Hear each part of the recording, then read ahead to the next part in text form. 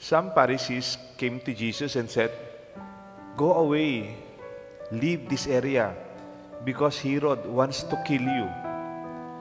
Jesus replied, "Go and tell that fox, behold, I cast out demons and I perform healing today and tomorrow, and the third day I accomplish my purpose.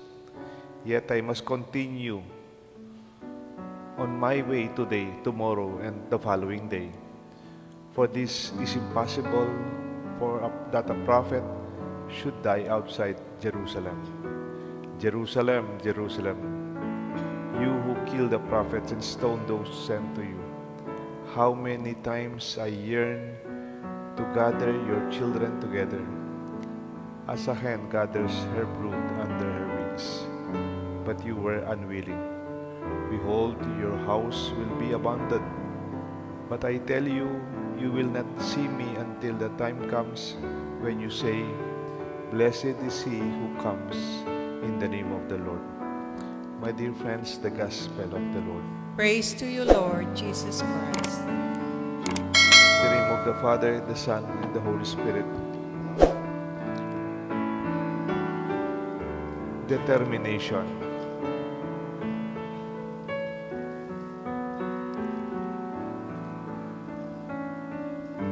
Minsan may balita sa Laguna because ng sunod-sunod na earthquake.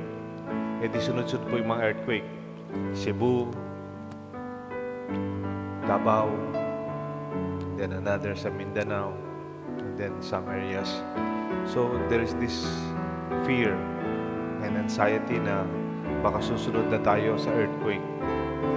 Nagparabas ng desisyon yung Laguna local government.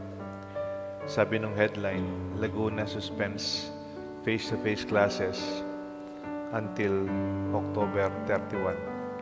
Parang yung suspension nun, October 14 to 31. Walang klase, walang pati private school from elementary to college. The suspension covers public and private schools in Laguna at all levels. Laguna has officially suspended classes in the province due to incoming number of earthquakes, and the governor made that statement. Ang napansin niyo po, anong gagawin natin? Maghintay na lang tayo ng earthquake? Would you postpone your life? Will you put your life on pause because of uncertainty or some predicted incoming danger? It could be your choice. I'm not telling that we should be reckless or we should not be careful or we should not protect ourselves, our students, and our people. But will we suspend life from its natural way because of any danger? Jesus was threatened today. Sabi, umalis ka na dito. Go away. Leave this place because Herod wants to kill you.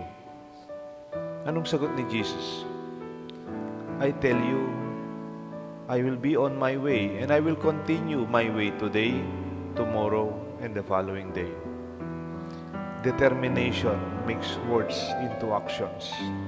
It turns a promise into reality, a plan into an accomplishment, a dream into fulfillment. Without determination, even the most beautiful vision will remain just a wish, like a seed that never grows because it was never planted. Determination is the fire that keeps us moving, even when the road is rough, even when fear whispers stop.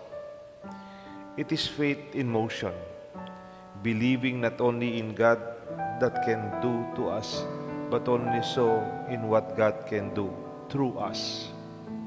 Jesus said, I must continue on my way today, tomorrow, and the following day, in spite of the threat that Herod will kill him.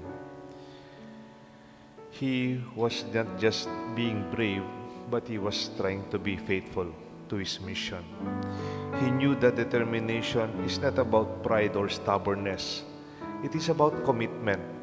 to love, to serve, to fulfill the mission given by the Father. It is our lives. In our lives, we often face moments of hesitation. Kung minsan natatakot din tayo, ayaw nating lumabas, ayaw nating mag-umpisa, o ayaw na nating magpatuloy. Still, should I still go when I am tired? Should I go even I believe that things seems? Should I still believe when nothing seems to work? Parang wala namang nangyayari? Or will I still love when it hurts? Pa akong magmamahal, nasasaktan ako. But when the answer of Christ remains, continue, go on.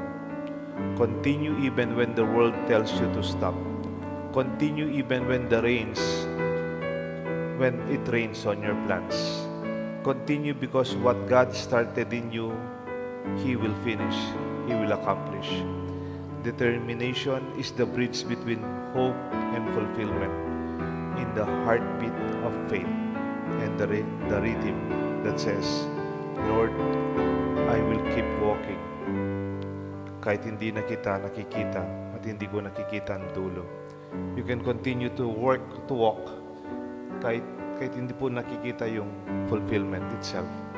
That is called determination. That is called conviction. In the first reading, the favorite reading from Romans chapter 8, sabi po nito ang determination ni Paul,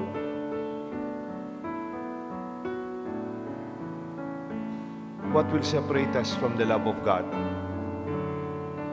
Will anguish or distress, or persecution or famine, or nakedness or peril or the sword? Nothing separates us from the love of God. For I am convinced that neither death nor life, no angels nor principalities, nor present things nor future things, nor powers or heights or depth, nor any other creature will separate us from the love of God in Jesus Christ our Lord. This is called determination in faith. Kung minsan, mayroong mga taong romantiko, they are very poetic. Pag nagsasalita, ang galing-galing. Pero pagdating sa gawa, nagkukulang. Minsan may nabasa ako, sabi, kahit hangganan ng unos ang langit, kahit lambog ang dilim at lumabot ang daigdig, hahanapin ko ang iyong tinig sa hangin, sa ulan, sa bawat saglit. Kahit magtampo ang araw sa lupa at manimdim ang gabi sa pangarap, susundan ko ang iyong yapak. Kahit malayo, kahit mapanganib ang landas. Kung kailangan tumawid sa dagat ng luha o umakyat sa bundok ng pag-asa, gagawin ko sinta walang alinlangan sapagkat ikaw ang hantungan ng aking kaluluwa. Sa bawat pintig ng puso, sigaw ang pagnanais na muling masilayan ang iyong mga mata doon sa tagpuan ng mga bituin, kung saan ikaw, ako ay isa. Kung tignan niyo po, very poetic itong love letter ng isang lalaki sa isang babae. Tapos, meron siyang sinulat sa huli, PS. Yung PS, yung pahabol sulat pagkatapos ng magandang poem. Pupunta ako sa inyo sa Sabado kung hindi uulan. It means there's a big difference between what is romantic, what is poetic, and what is real. What is sublime and what is real. Because determination, whether in faith, in service, or in love, it is not about convenience. It is about conviction. Pag sinabi ko, kahit tumulan, kahit may tubig, kahit na-traffic ako, o minsan kahit mahirap, gagawin ko. Kasi sinabi ko eh.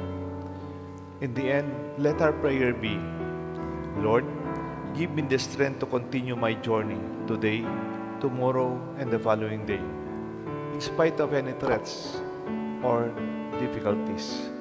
Teach me to be determined. Teach me to be determined like you, to love without fear and to walk without turning back. Amen. The Father, the Son, and the Holy Spirit. Amen.